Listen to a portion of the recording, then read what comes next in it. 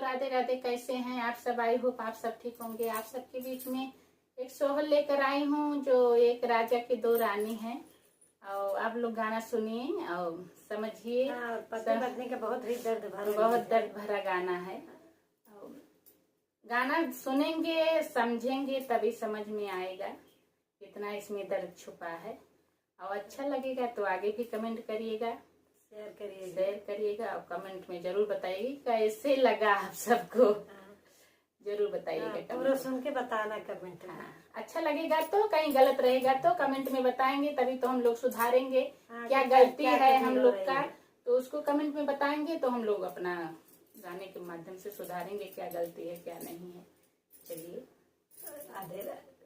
एक ही राजा के दुई रनिया तो एक रानी गोरे तो पर रानी सांवरियो। एक ही राजा के दुई रनिया तो एक रानी गोरे दो एक रानी सांवरी एक रानी सांवरी हो। सखिया गोरे की तो सोए राजा कोरवा सवार की दुवरवा सवार की दुवरवा हो। सखिया गोरे की तो सोए राजा कोरवा सवार की दुवरवा सवार की दुवरवा हो। आधी रात घोड़ावा तो राने तो राजा उठी बांधे तो राजा उठी बांधाई हो। सखिया राजा के पड़े पर छैया सवार की गर्भ से सवार की गर्भ से ही हो। सखिया राजा के पड़ी पर छैया सवार की गर्भ से सवार की गर्भ से ही हो। हर की बाहर घरे अंगना तो गोरी ठाड़ी देखे तो गोरी ठाड़ी देखाई हो।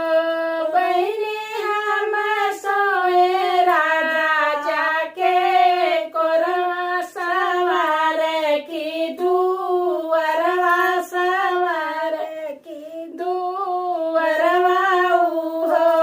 बहनी हम सोए राजा के कोरवा सवार की दुवरवा सवार की दुवरवा हो। सावर कवन मयल चित लायु तो गर्भ जनायु तो गर्भ जनायु हो।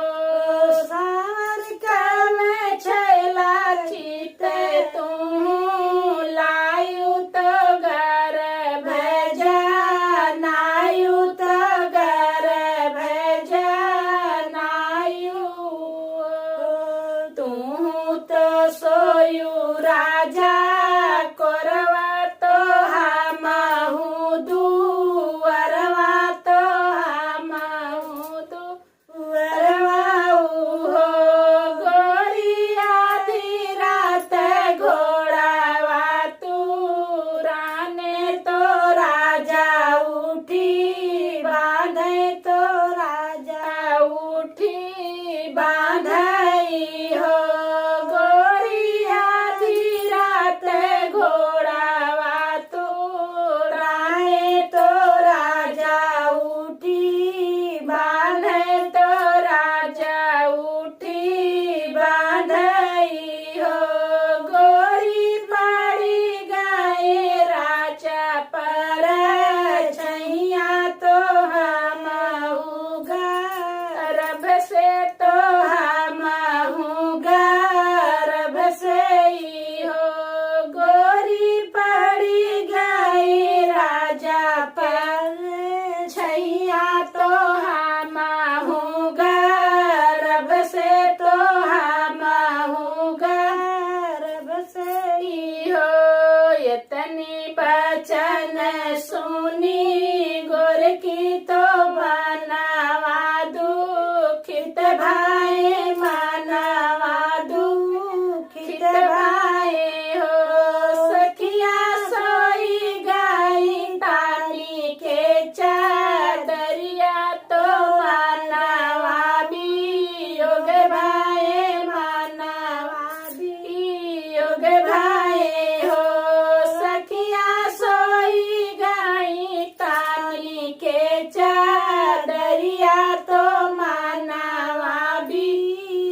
योग भाए मानवा वियोग भाए हो बहरे से आवे वन के पियवा तो रानी से रज करे रानी से रज करे हो रानी कवन संकट तोरे जियरा सोयू दुख निदिया सोयू दुख निदिया हो रानी कवन संकट तोरे जियरा सोयू दुख निदिया सोयू दुख निदिया हो हम तऊ सोयो राजा तोरे कोरवा सवार की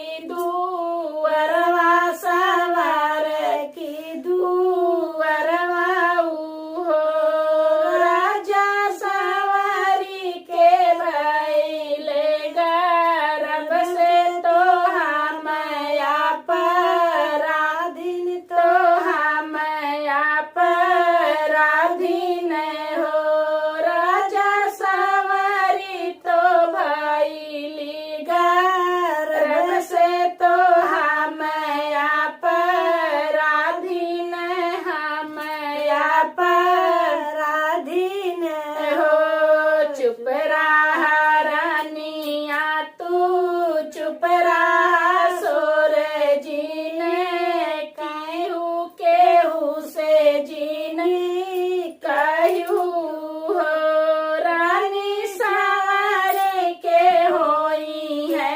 लालनवा हमारे घर सोहर हमारे घर सोहर हो रानी सवारी के होई है लालनवा हमारे घर सोहर हमारे घर सोहर हो ठुमकी ठुमकी लाल चली है तीनाहू जाने देखब तीनाहू जाने देखब हो रानी तीनों जन के गाया पहू चाहिए तीनाहू जाने तरब तीनाहू जाने तरबई हो रानी तीनों जन के गाया